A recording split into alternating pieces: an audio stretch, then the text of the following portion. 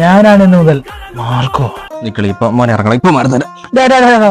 അതല്ല ഞാൻ പറഞ്ഞത്, ഞാനാ ഇന്ന് മുതൽ മാർക്കോ ഒന്ന്. ആ ബെസ്റ്റ്. നോക്കടാ മോനെ, മാർക്കോ കണ്ടിട്ട് ബറോസിനെ പോലെ ഉണ്ട്. ഡിഗാവത്തപ്പുരാന്റെ താക്കൽ സൂക്ഷിച്ചു പോയാരൊക്കെ